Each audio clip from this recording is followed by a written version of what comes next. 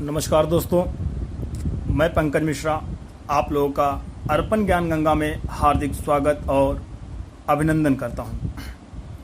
दोस्तों, आज मैं आपसे बात करने वाला हूं गरुड़ पुराण के अनुसार स्त्रियों के शुभाशुभ लक्षण कौन से होते हैं, कैसे होते हैं। आप गरुड़ पुराण के अनुसार अगर जानना चाहेंगे तो स्त्रियों के शुभ लक्षण कैसे होते हैं, तो उसके बारे में आपसे बात करने वाला हूं। दोस्तों, शास्त्रों की बात की जाए, जिस कन्या के केस घुघराले, मुख मंडलाकार अर्थात गोल एवं नाभि दक्षिणावर्त होती है, यह स्त्री कुल की वृद्धि करने वाली होती है।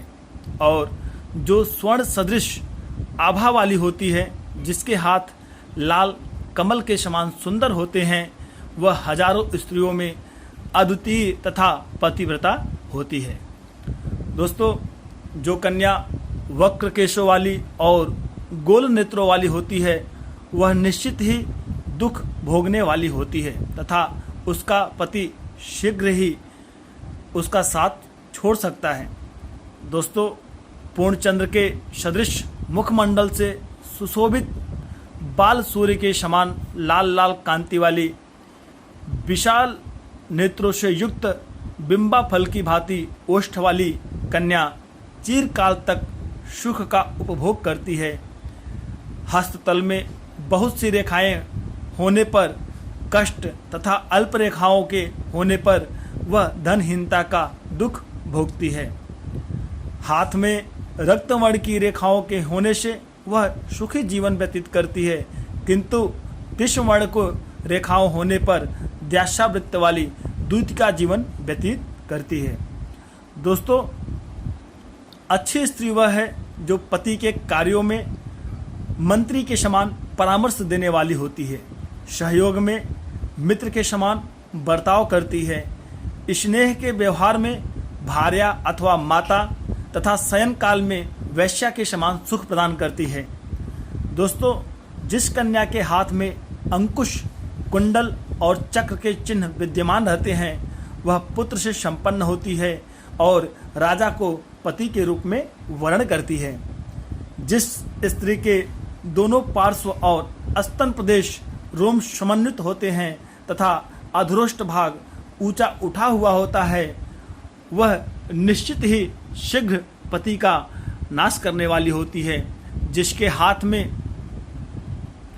विभिन्न प्रकार के और तोरण की रेखाएं दिखाई देती हैं, वह दासकुल में भी उत्पन्न होकर रानी के पद को प्राप्त करती है।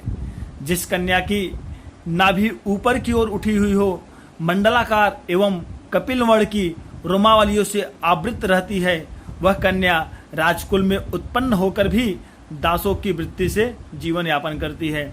दोस्तों, गरुड़ पुराण के अनुसार जिस स्त्री के चलने पर दोनों पैर की अनामिका तथा अंगुष्ठ पृथ्वी तल का स्पर्श नहीं करते हैं, वह शीघ्र ही पति का नाश करती हैं तथा स्वयं स्वेच्छाचार पूर्वक जीवन बिताने वाली होती हैं। जिस स्त्री के चलने से पृथ्वी में कंपन हो उठता है, वह शीघ्र ही पति का नाश करके स्वेच्छाचारिणी बन जाती हैं।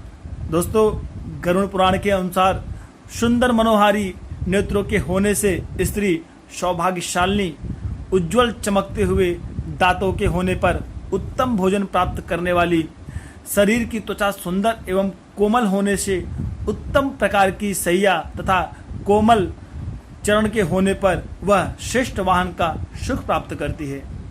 दोस्तों, चिकने ऊंचे उठे हुए ताम्रवर्ण के समान लाल लाल नखों से युक्त, मत्स्य अंकुश पद्म चक्र तथा हल चिन्ह से सुशोभित एवं पसीने से रहित और कोमल तल वाले स्त्री के चरण सौभाग्यशाली होते हैं। दोस्तों, सुंदर रोम विहीन जंघा, गज सुंड के सदृश उरु, पोपल पत्र के समान विशाल उत्तम गुहा भाग, दक्षिणावत गंभीर नाभि, रोम रहित त्रिवली और हृदय पर सुशोभित रोम रहित स्तन प्रदेश, ये उत्तम स्त्री के शुभाशुभ लक्षण है। दोस्तों, गरुड़ पुराण के अनुसार यह स्त्रियों के शुभाशुभ और अशुभ लक्षण के यह परिचय हैं। तो आशा करता हूँ दोस्तों यह छोटी सी जानकारी आपको अच्छी लगे तो प्लीज़ चैनल को लाइक, सब्सक्राइब, कमेंट करना ना भूलिए। नमस्कार।